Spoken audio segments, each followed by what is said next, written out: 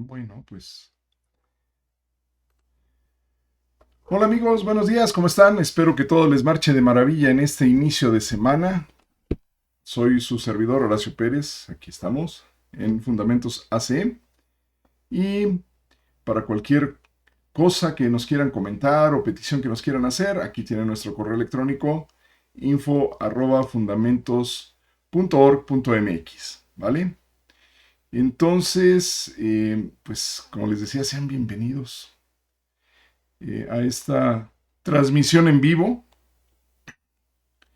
Y ahora vamos a tocar un tema, continuando con nuestra serie de, de la fe inquebrantable. Perdón. Este, Vamos a tocar un tema que creo que puede ser muy interesante, ¿no? Agua, recordemos eso.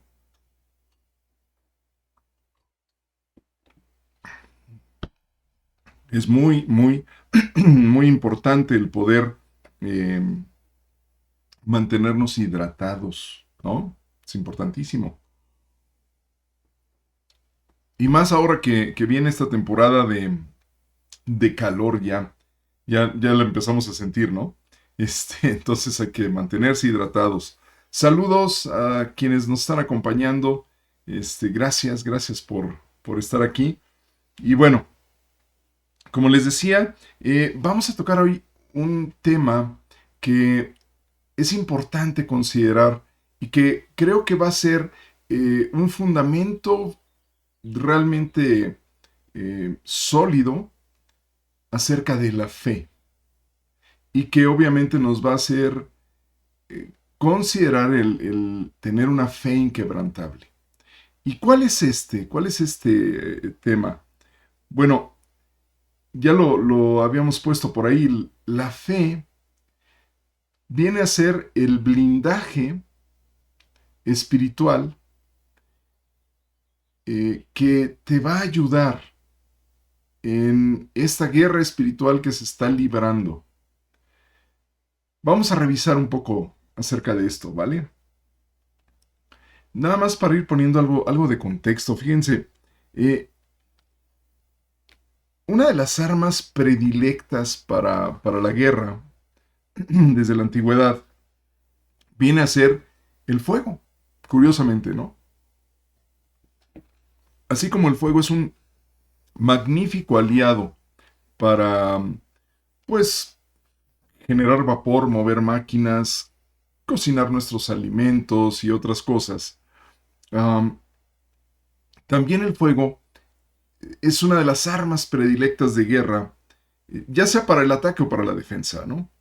Um, y no solo se debe a esas llamas que pueden atemorizar, que pueden generar preocupación, angustia, porque obviamente nadie quiere sufrir quemaduras o perder los bienes que tiene derivado del fuego, porque cuando esto ocurre, la destrucción es total, ¿no? Eso lo sabemos. Las pérdidas son totales, basta nada más mirar un incendio en una casa, en una fábrica o en algún lugar y vemos cómo de lo que había prácticamente queda nada. Luego entonces este tipo de elemento o de reacción química, que finalmente es una reacción química, este tipo de reacción química exotérmica que libera calor, es una de las más temidas, ¿no? Y es por ello que se utilizaba como arma y se sigue usando, ¿no? Eh, y como les digo, no solo es por las llamas, sino precisamente por ese devastador efecto que tiene, ¿no?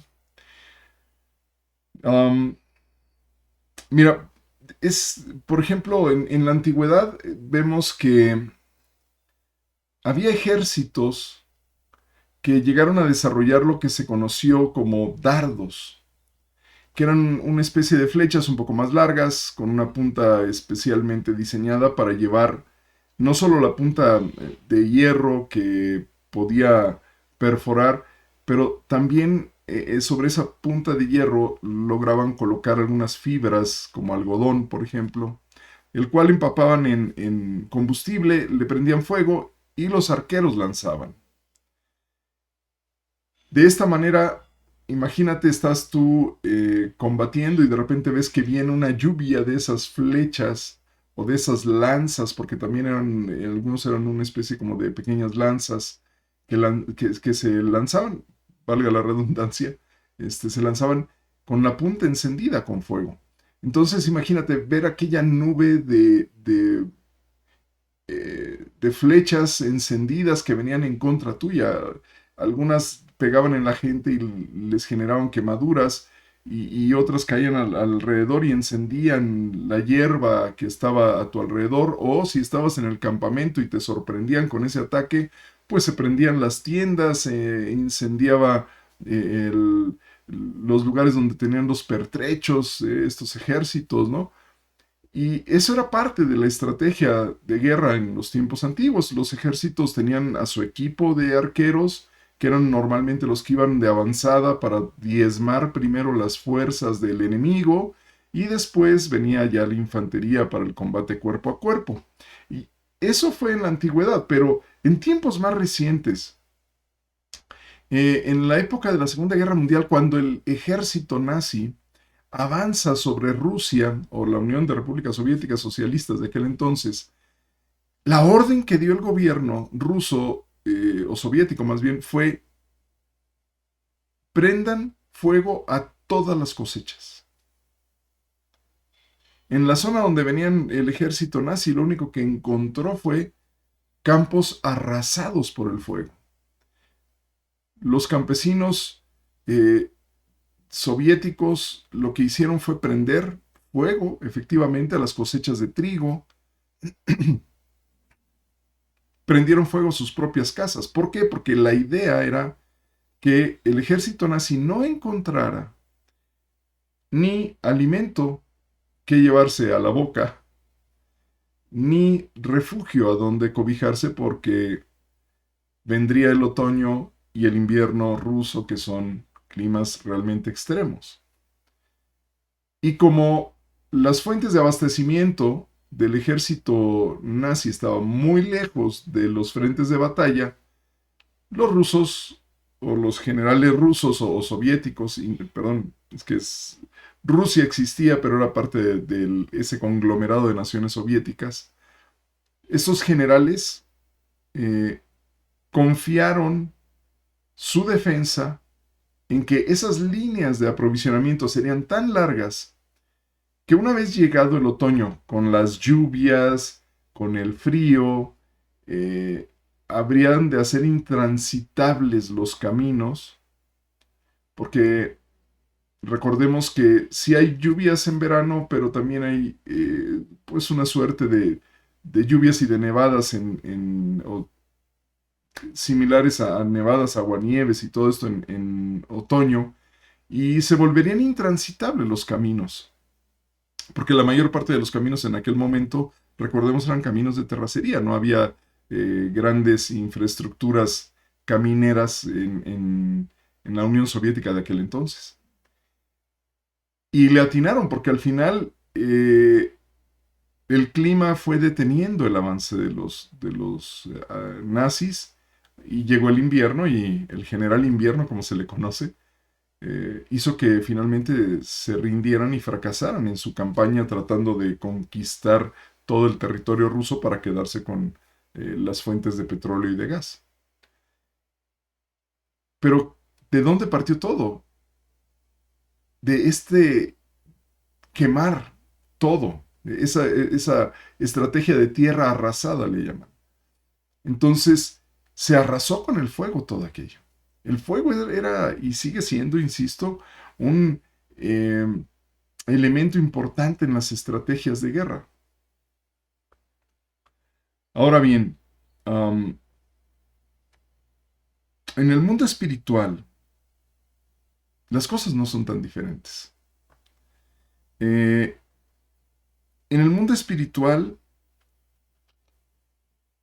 prácticamente lo que tenemos es un antecedente de lo que se expresa en el mundo físico, ¿no? Y Es por ello que lo que nos narra el apóstol Pablo, inspirado obviamente por el Espíritu Santo, y que al mismo tiempo ratifica lo que ya Jesús, nuestro Señor, había enseñado, eh, nos permite, nos permite ver que estamos en medio de una campaña militar de enormes dimensiones, es más, de dimensiones épicas. Y es así. Miren, vayamos ahora a Mateo 11, versículo 12. ¿Vale? ¿Tienen ahí su Biblia? Eso es bueno. Muy bien, entonces vamos a Mateo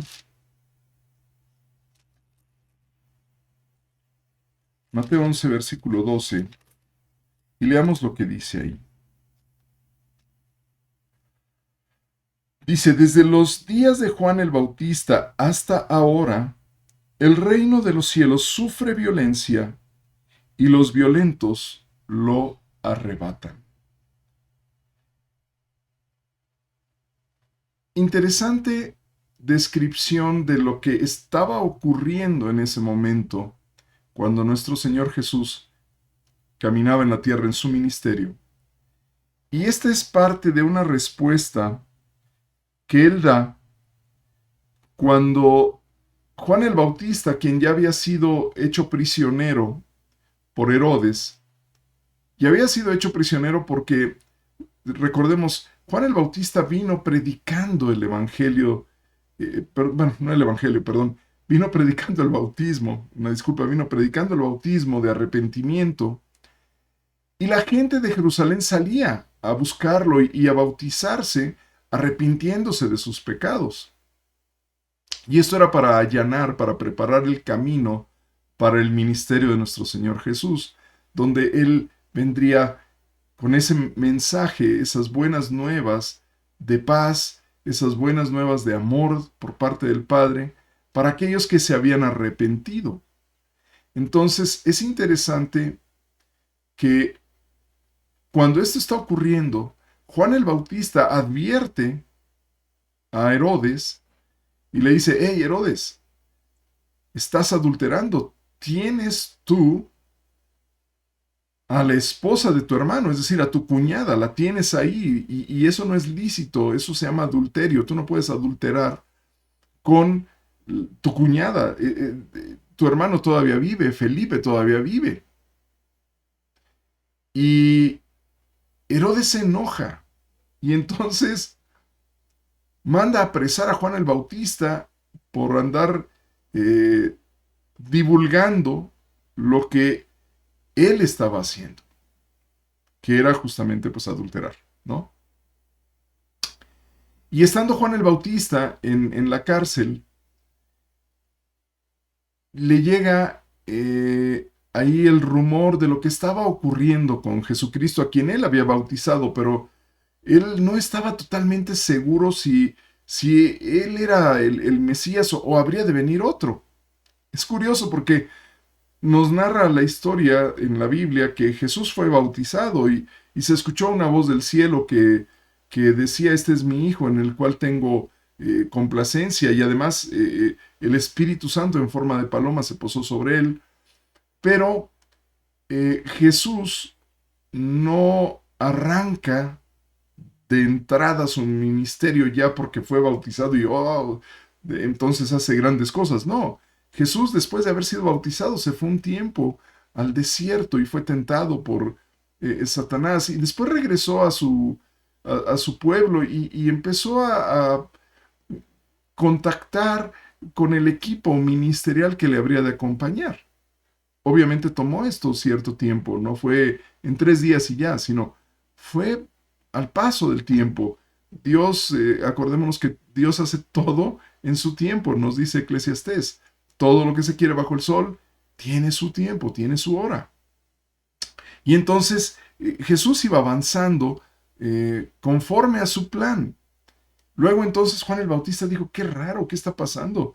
si a él lo bauticé, ¿será que tengamos que esperar a otro? Y entonces envía a sus discípulos, a los discípulos que él tenía, a contactar con Jesús y a preguntarle, oye, ¿eres tú el Mesías o hay que esperar a otro? Y entonces Jesús les envía de regreso y les dice, díganle a Juan lo que están viendo, que los cojos son sanados, que a los ciegos es devuelta la vista, que los sordos oyen, que los muertos son resucitados, que a los pobres se les anuncia las buenas nuevas. Y una vez que se fueron de regreso, entonces eh, Jesús dice a los que estaban con él, ¿a quién salieron a ver? Una pregunta interesante, le decían, ¿es una caña sacudida por el viento nada más? No, era un profeta, Juan el Bautista, un profeta, y entre los hombres que han nacido, ninguno ha habido como él. Y entre tanto, él estaba dando este mensaje. Cierra esta idea diciendo, desde los días de Juan el Bautista hasta ahora, el reino de los cielos sufre violencia y los violentos lo arrebatan. ¿A qué se refería Jesús? Justamente se estaba refiriendo a que desde que Juan el Bautista empezó a predicar, el reino de los cielos empezó nuevamente a, como dice, sufrir violencia, es decir, empezó una nueva campaña, una nueva guerra contra el mal. El reino de los cielos sufre violencia. Hay quienes dicen, y los violentos lo arrebatan. Le quieren traducir esta palabra de los violentos por valientes, pero no encaja.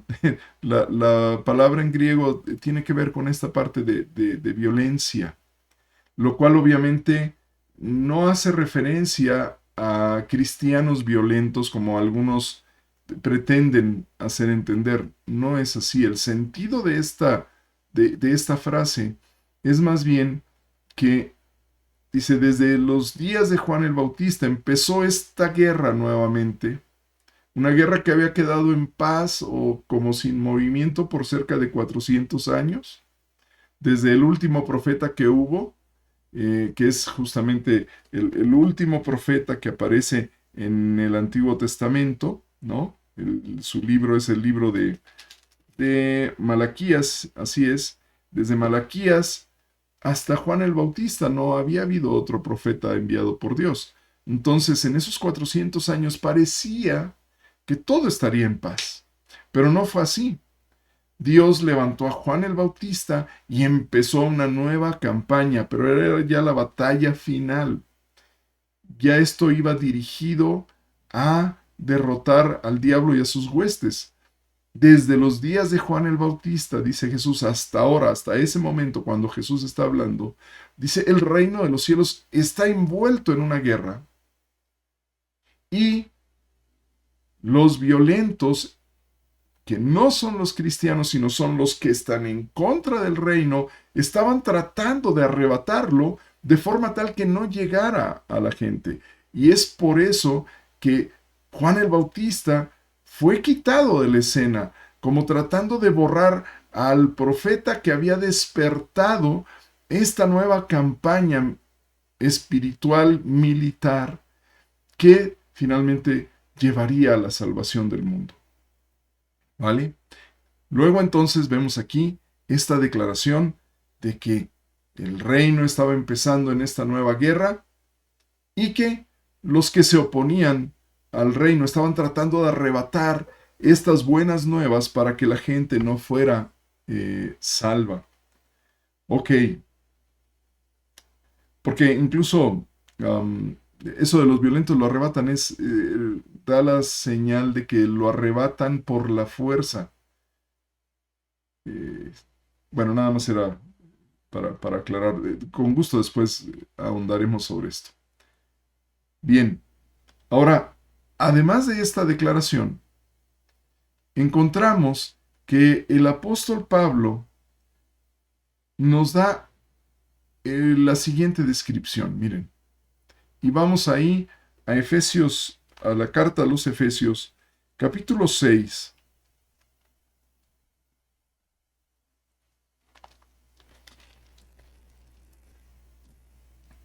Capítulo 6, versículo 12.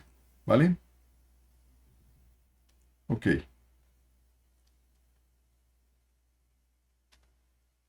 Dice, porque no tenemos lucha contra carne y sangre, sino contra principados, contra potestades, contra los gobernadores de las tinieblas de este siglo, contra huestes espirituales de maldad en las regiones celestes. Es así. ¿Qué estaba ocurriendo en aquel momento?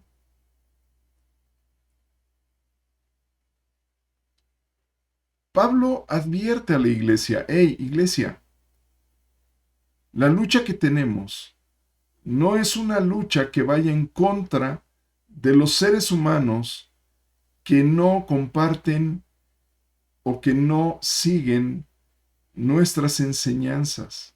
No es ahí, no es ahí la batalla.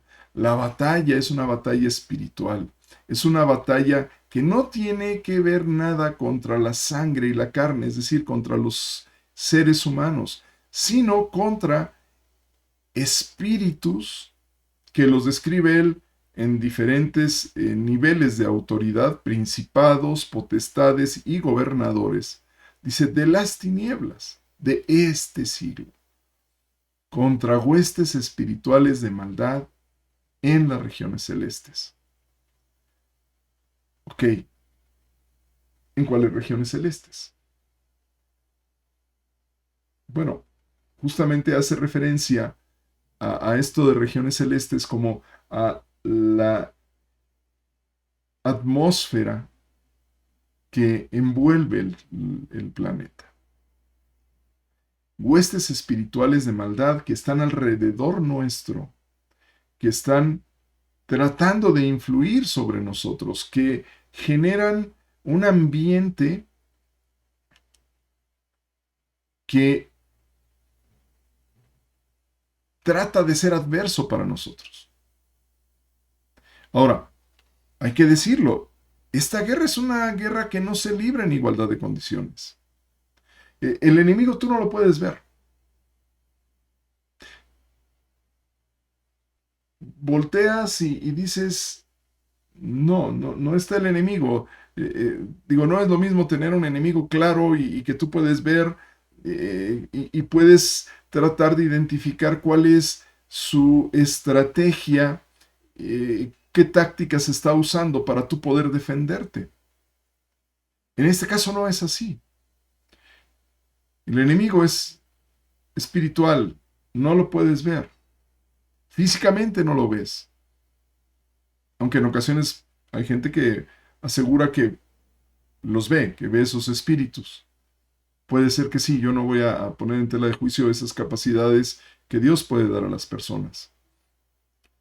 Pero, bueno, perdón, y es que aparece eh, con uno de los profetas en el Antiguo Testamento, que uno de los sirvientes, Giesi o algo así se llamaba, estaba con él y vio que los asirios los tenían rodeados y dijo, oh Señor, ¿y ahora qué vamos a hacer? Y el profeta dijo, ah, Dios, ábrele los ojos para que vea. Y cuando los ojos espirituales le fueron abiertos, vio multitud de ángeles, de ese ejército que Dios tiene a favor nuestro, ¿no? Entonces, por eso les digo, hay gente que sí tiene esa capacidad de mirar el mundo espiritual porque Dios se la da en algún momento. Pero lo más importante en este caso es que la mayor parte de nosotros no lo podemos ver. No vemos los espíritus, que si los viéramos, tal vez quedaríamos también sorprendidos, ¿no?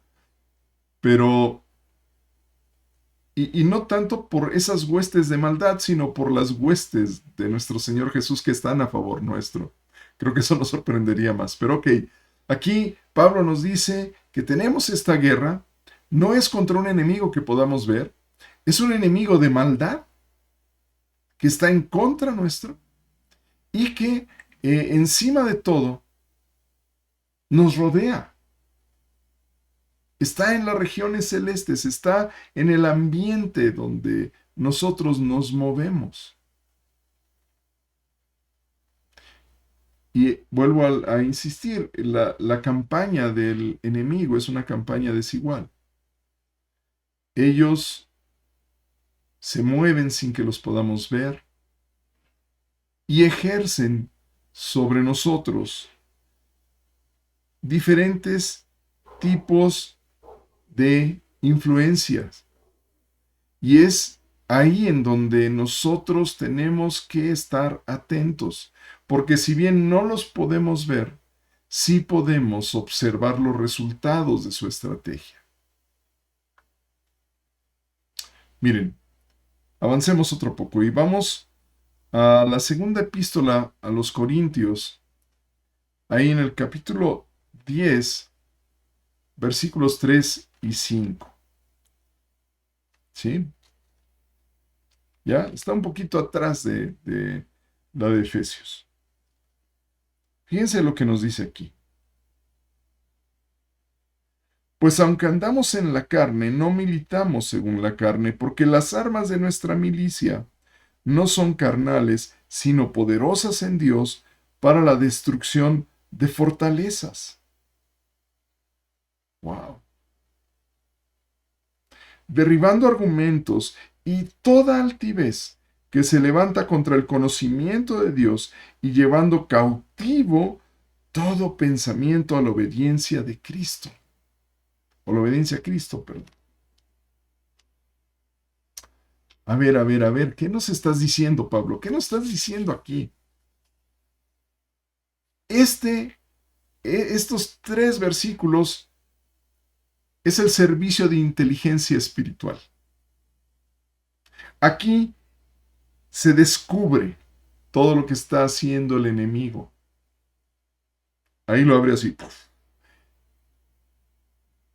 Este es el apartado del CIA, de la CIA, del ejército de Dios, por ponerlo así. Digo, pésima analogía, pero es algo así, ¿me explico? ¿Por qué? Fíjate lo que nos dice. Nosotros andamos en la carne, es decir, no somos todavía espíritu, somos un espíritu que está dentro de un cuerpo, ahí estamos, nos limita, en el mundo físico nos limita pues los 5 sentidos que son nuestro sistema sensorial, pues es así, estamos ahí con esa parte limitada, sin embargo, dice, no militamos según la carne. Nuestro ejercicio militar, porque somos soldados del ejército de Dios, esta parte militar nuestra no es de acuerdo a nuestras capacidades físicas. Las armas que tenemos nosotros vienen de parte de Dios, no son las armas que nosotros podemos generar, no son las flechas, no son los fusiles, no son las bombas. Nada de eso puede contra el enemigo que es espiritual. Las armas que nosotros tenemos también son de orden espiritual, pero además son poderosas en Dios. No son poderosas por nosotros, por nuestras capacidades, por nuestras habilidades. No. Son poderosas en Dios, no en nosotros. Y estas armas son tan poderosas que destruyen fortalezas. Y esas fortalezas están construidas con base en argumentos y altivez o soberbia que se levanta contra el conocimiento de Dios y que de alguna manera cautivan la mente humana. Esas fortalezas son entonces fortalezas mentales. Son fortalezas en la cabeza de las personas. Hay pensamientos de imposibilidad de hacer cosas, ya sea para Dios o en beneficio propio. El enemigo lo que está haciendo al final es establecer estas fortalezas, estos grandes muros, estas grandes edificaciones emocionales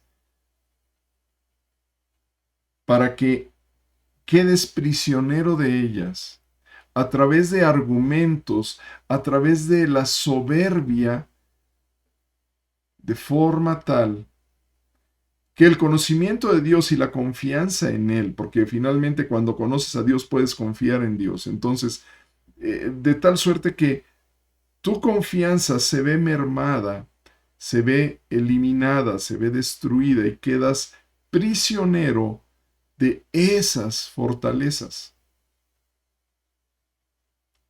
Es así. Hay gente que no puede creer que Dios está a favor de ellos. Hay cosas que ellos no pueden mirar porque creen que ya no hay manera de que consigan la bendición de Dios. Hay gente que no puede creer, que no puede mirar hacia lo que Dios quiere hacer con ellos y dejan de creer. Les va mal con algo y dicen, es que Dios está en contra mía. Cuando en realidad Dios está a favor tuyo y lo que tú necesitas es levantarte en contra de esa mentira que el diablo ha querido meter como una fortaleza en tu cabeza, en tus pensamientos, para que con esos argumentos termines por ya no creerle a Dios, ni creer en Dios, que todavía es peor. Y luego hay quienes se levantan con esa soberbia diciendo lo que yo hice, lo que yo he logrado, es por mi fuerza, es por mis habilidades, es por mi inteligencia.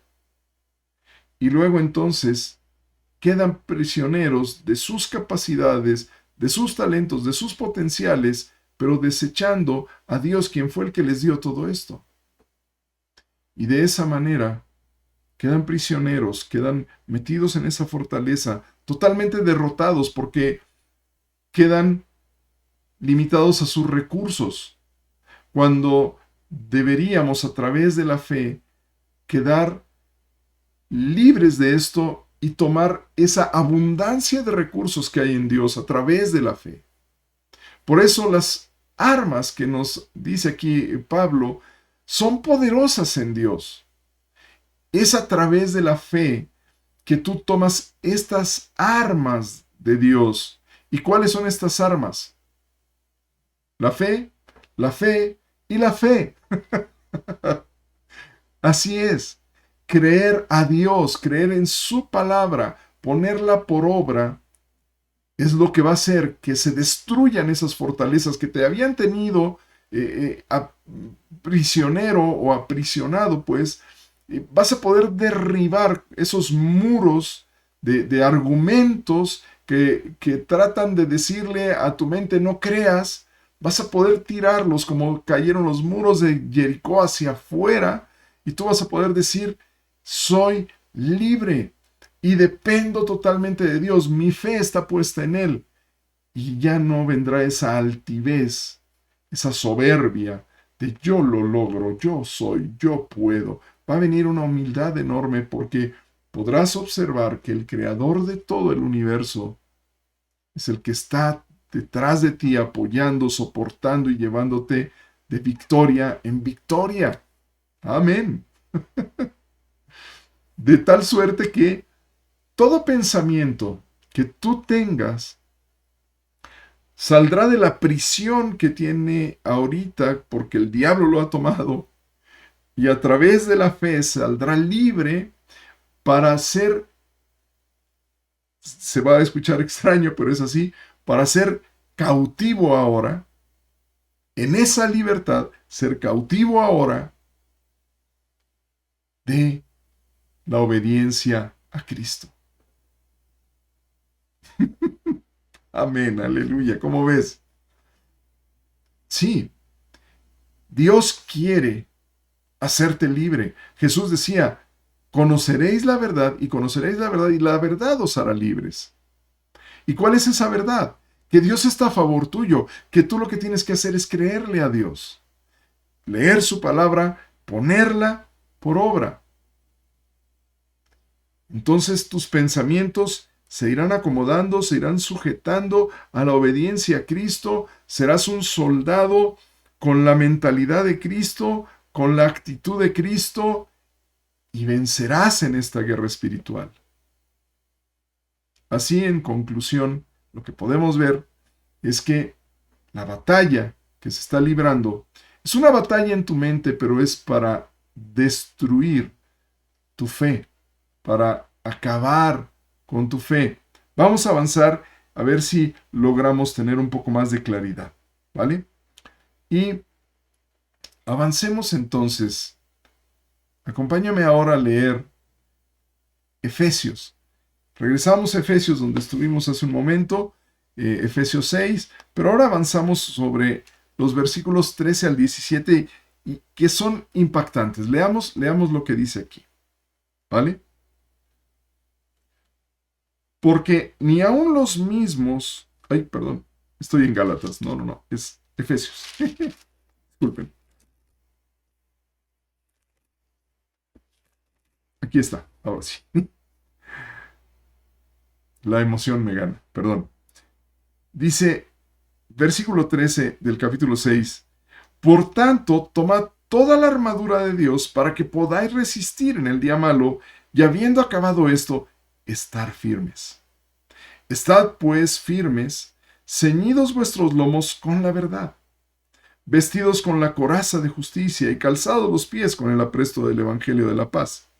Sobre todo, tomad el escudo de la fe, con que podáis apagar los dardos de fuego del maligno.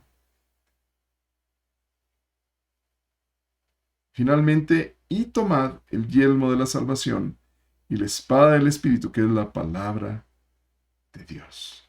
¡Wow! ¡Wow!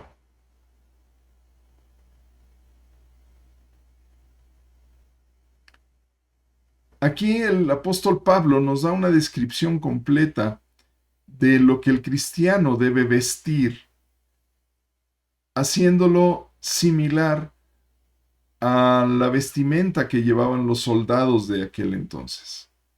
Una coraza que cubría el pecho y el abdomen, ¿no? Esa coraza que protegía los órganos vitales. El calzado, que estaba diseñado para que en una batalla los pies estuvieran protegidos, de tal suerte que no hubiera heridas en los pies o que no tan fácilmente fueran heridos y con esto pues dejaras de combatir, ¿no? También habla de un escudo de la fe. Ahorita vamos allá. Que tendrá la función de apagar los dardos de fuego que el diablo te va a echar, te va a lanzar. Dice el yelmo de la salvación para proteger tus pensamientos y la espada del Espíritu que es la palabra de Dios. Esta es la vestimenta con la que tú vas a ir al frente de batalla y vas a vencer. Vas a vencer. No hay otra opción. Vas a vencer. Y en este año 2021, sin importar cómo estén las circunstancias, tú vas a vencer. Porque vas a ir vestido así. Ahora, importante, dice que sobre todo, independientemente de la coraza, del calzado, incluso del yelmo y todo, sobre todo, dice, toma el escudo de la fe. Porque el escudo de la fe lo que va a hacer es apagar los dardos de fuego que el enemigo va a lanzar contra ti para tratar de acabar con tu relación, esa relación personal que tienes con Dios. La intención de estos dardos es destruir esa relación, destruir tu confianza. Pero la fe funciona como un escudo que te protege. A ver, pero ¿cómo? La fe es un escudo, pero los dardos buscan destruir la fe. Sí. Si el enemigo logra entrar con uno de esos dardos, hacerte dudar acerca de las capacidades de Dios contigo, es porque ese escudo de la fe no estaba protegiendo esa parte. Pero la fe, cuando es inquebrantable, cuando es firme, cuando está fundamentada, bien amarrada, bien puesta, actúa como un escudo. Vamos a ver un caso para que lo entendamos. El escudo que usaban los soldados no era un escudo que fuera pequeño, ¿no? Había un escudo pequeño sin duda, pero el que usaban los soldados romanos, y lo hemos visto, eran escudos grandes que les protegían la mayor parte del cuerpo. De suerte tal que cuando venían las flechas, ellos levantaban su escudo y donde se recibían los impactos de esas flechas, de esos dardos de fuego, era justamente en el escudo y ya no se quemaban. De hecho, tenían una forma redondeada para que cuando llegara la flecha o el dardo, no podía incrustarse directamente, sino que era desviado por esa forma curva que tenía y no siempre lograban quedar insertados en el escudo. No sé si me explico. Por esa forma que pues llegaba la flecha y rebotaba. Era una forma redondeada y ¡pum! Caía y salía rebotando hacia otro lado. Por esa forma. Es a este escudo al que hace referencia el apóstol Pablo aquí. Esa es la función de la fe.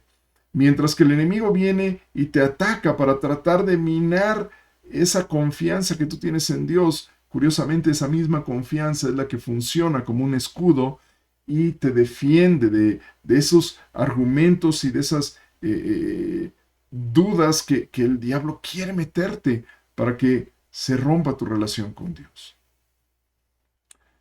Ok. Sobre todo el escudo de la fe. Mira, vamos a ver rápido una historia de lo que le pasó al apóstol Pablo. ¿Vale? Y esto lo vamos a encontrar en Hechos de los Apóstoles, en el capítulo 27. ¿Vamos?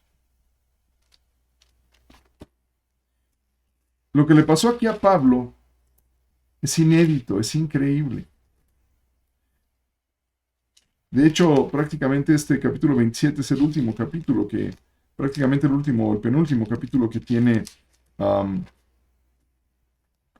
el libro de los Hechos de los Apóstoles escrito por Lucas. Y mira lo que nos dice ahí en los versículos 13 y 14. Y soplando una brisa del sur, pareciéndoles que ya tenían lo que deseaban, levaron anclas e iban costeando Creta, pero no mucho después dio contra la nave un viento huracanado llamado Euroclidón. Ok, ¿qué estaba ocurriendo aquí? Algo muy sencillo. El apóstol Pablo ya era llevado hacia Roma, ya iba preso, lo llevaba ya un centurión y tuvieron que hacer diferentes escalas en el viaje hasta conseguir una nave que fuera justamente hasta Italia, ¿no? Entonces, una vez que lo consiguieron, pues llevaron no solo a Pablo, sino llevaban también a otros prisioneros. Iban soldados romanos con estos prisioneros que tenían que llevarlos a las cárceles allá. Y decía que tuvieron que esperar en el puerto hasta que soplara una brisa. Y bueno, el capitán y los marinos pues de ese buque que consiguieron estaban esperando que se presentara una brisa en cierta dirección para que pudieran levar anclas y salir a navegar. Y ocurrió que sopló esa brisa del sur y dijeron, este es el viento que necesitamos, vámonos. Y entonces levaron anclas y empezaron a navegar. Iban ahí costeando Creta, la isla de Creta. Dice, pero no mucho después de esto dio contra la nave un viento huracanado llamado Euroclidón. Ok, sigamos leyendo. Versículos 19 al 20. Y al tercer día, con nuestras propias manos arrojamos los aparejos de la nave, y no apareció ni el sol ni estrellas por muchos días, y acosados por una tormenta no pequeña, ya habíamos perdido toda la esperanza de salvarnos. Toda la esperanza de salvarnos. ¡Wow! 3 días metidos en esa tormenta. Ok, vamos versículos 22 al 25. Dice que Pablo se levantó a hablar, lo dice en el versículo 21, dice que Pablo se levantó a hablar a toda la gente que iba en el barco, ¿no? Y versículo 22, pero ahora os exhorto a tener buen ánimo, pues no habrá ninguna pérdida de vida entre vosotros, sino solamente de la nave, porque esta noche ha estado conmigo el ángel de Dios, de quien soy y a quien sirvo, diciendo, Pablo, no temas, es necesario que comparezcas ante César, y aquí Dios te ha concedido todos los que navegan contigo. Por tanto, oh varones, tened buen ánimo, porque yo confío en Dios que será así como se me ha dicho. Él tenía la fe, le creía a Dios, tal y como Dios le había dicho, no te preocupes, esta tormenta no los va a matar, esta tormenta, pues sí, ahí viene, está en contra, pero ustedes van a salir bien todos, ¿no? Ok. Versículo 33. Cuando comenzó a amanecer, Pablo exhortaba a todos que comiesen diciendo, este es el 14º día que veláis y permanecéis en ayunas sin comer nada. A ver, ¿qué había pasado? 3 días habían estado en una tormenta terrible y Pablo les dice, nadie va a morir, yo confío en lo que Dios me ha dicho, nadie va a morir, vamos a salir de esta. Y el día 14 permanecían en la tormenta 14 días, siendo bamboleados por este huracán. ¡Wow! 14 días. Obviamente, si dice Lucas, ya habíamos perdido la esperanza de salir con vida al tercer día, pues imagínate cómo estarían al día 14º, el 14º día. ¿Cómo estarían estos pobres hombres? Dice, sin comer nada, en ayunas. ¡Wow! Seguimos leyendo. Del 42 al 44 dice, entonces los soldados acordaron matar a los presos para que ninguno se fugase nadando. ¿Por qué? Porque de repente en medio de esa tormenta y de ese bamboleo, ven que a lo lejos se divisa una línea de costa, ¿no? Dice que miraron ahí y entonces trataron de enfilar la nave hacia esa costa que habían visto, esa ensenada que habían mirado con playa, dice. Entonces se alinearon la nave para llevarla allá, pero con tal suerte que llegaron, dice, un lugar a donde había 2 aguas, es decir, no se dieron cuenta que había un arrecife y encallaron la nave ahí, ¿no? Y entonces dice que la popa se abría por la violencia del mar, y entonces los soldados, dice que acordaron matar a los presos para que ninguno se fugase nadando, porque si a alguno se les escapaba, ellos iban a ser muertos. Entonces dijeron, no, pues nos los ejecutamos. Dice, pero el centurión, queriendo salvar a Pablo, les impidió este intento y mandó que los que pudiesen nadar se echasen los primeros y saliesen a tierra, y los demás parten tablas, parten cosas de la nave, y así aconteció que todos se salvaron saliendo a tierra. ¡Wow! ¡Qué historia!, ¿no? ¡Qué historia! Mira, este 2020 fue un año de tormenta. Este 2021 no está siendo más fácil. Permanece la tormenta. Pero sabes, aún a pesar de esto, Dios te está diciendo, vas a salir adelante, que no te angustie más esta situación. Cree, solamente cree. Levanta tu escudo de la fe contra esos dardos que el enemigo te ha tratado de lanzar, o te ha lanzado y han tratado de pegar directo en tu mente para que tú dejes de creerle a Dios, y estás angustiado y ves cómo el mar ha embravecido todo alrededor. Oh, ya no tengo empleo, la salud de mis parientes, la mía tal vez está mal, en fin. todas esas circunstancias que te son adversas son como esta tormenta que estaba enfrentando Pablo, ¿te das cuenta? Y era tan duro, ellos dejaron, durante 14 días no se alimentaron. Estaban totalmente debilitados. Es más, seguramente deseaban morir para ya salir de ese sufrimiento. Pero Dios le dijo a Pablo, tened fe, van a salir adelante, nadie va a morir. Y ese es el mensaje que yo, mi hermano, mi hermana que me ves ahora, te digo, ten fe, vas a salir adelante, Dios te ha dado el camino, tal vez todavía no lo ves, pero Dios ya lo ha puesto delante de ti, lo vas a ver esa ensenada a lo lejos, y ya sea nadando o ya sea tomado de una tabla como hacían estos hombres, vas a llegar a tierra firme nuevamente y nada se va a perder.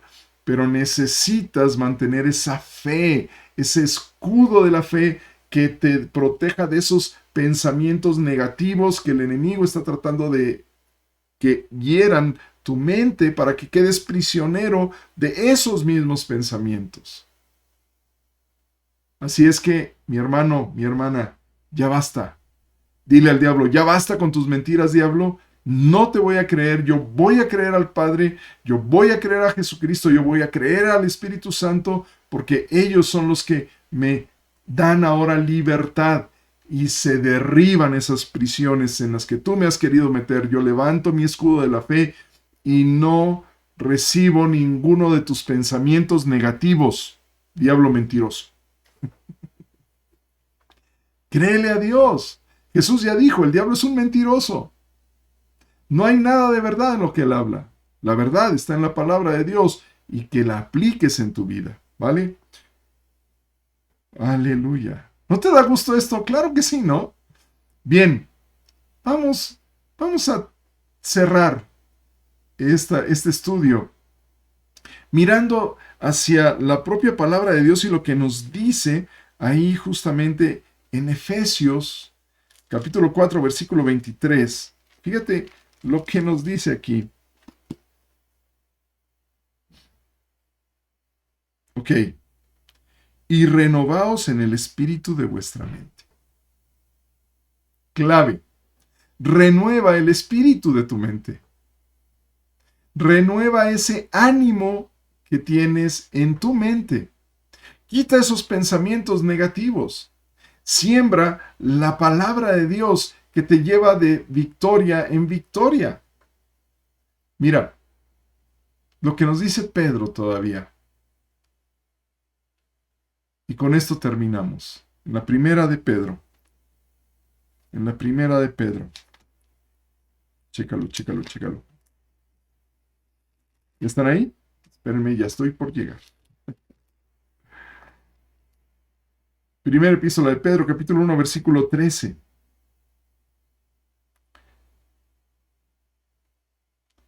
Por tanto, ceñid los lomos de vuestro entendimiento, sed sobrios, y esperad por completo en la gracia que se os traerá cuando Jesucristo sea manifestado.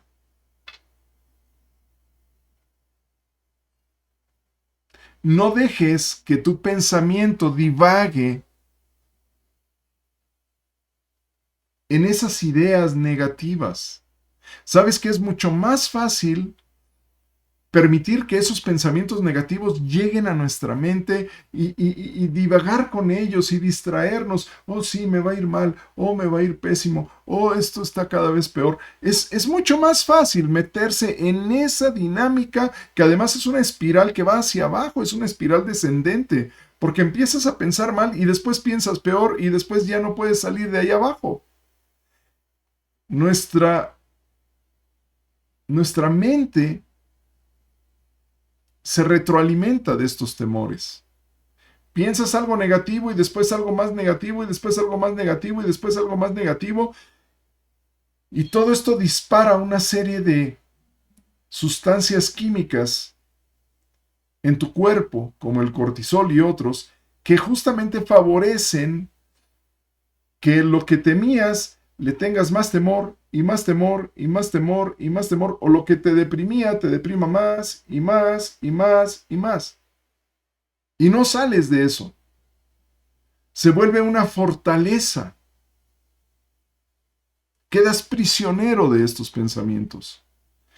Pero, ¿qué es lo que dice Pedro que tienes que hacer? Ceñir, amarrar, ponerle límite a esa creatividad negativa que de repente tenemos y decirle a nuestra mente, ya basta, no acepto estos pensamientos porque el diablo sabe, ¡pum!, te lanza el dardo de fuego y ¡pac!, pegó porque no tenías el escudo de la fe levantado y pegó ahí en esa área de temor y, sí, es probable que eso, cuando vengan esos tú tienes que decir, nada, yo no acepto nada de esto, es un dardo del diablo mentiroso, yo no lo acepto.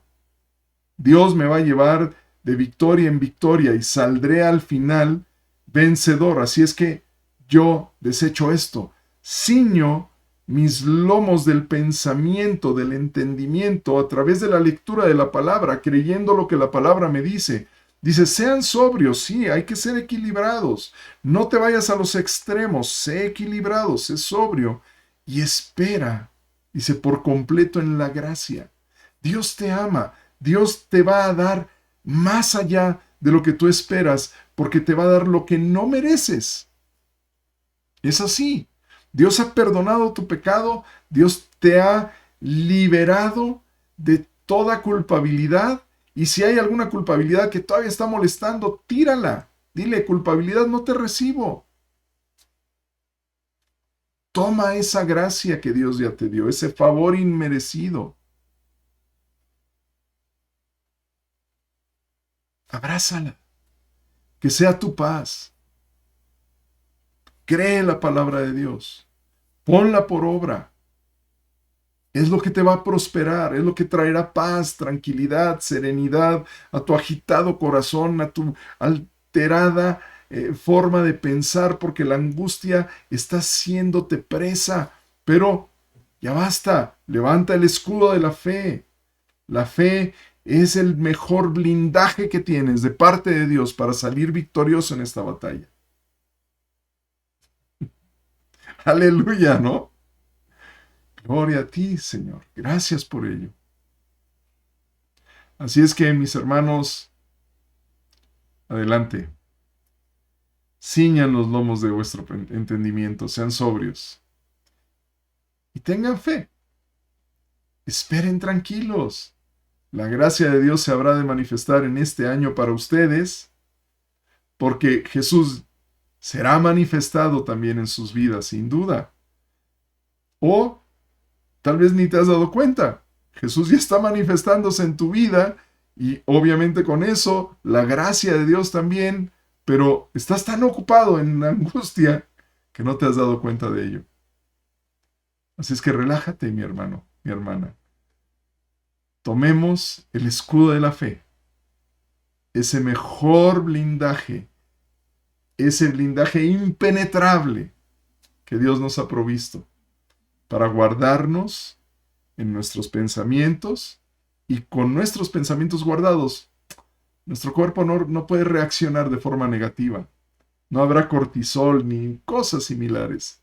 Tú podrás estar confiado como león, en paz, tranquilo, porque sabes que estás en manos de tu papá que te ama.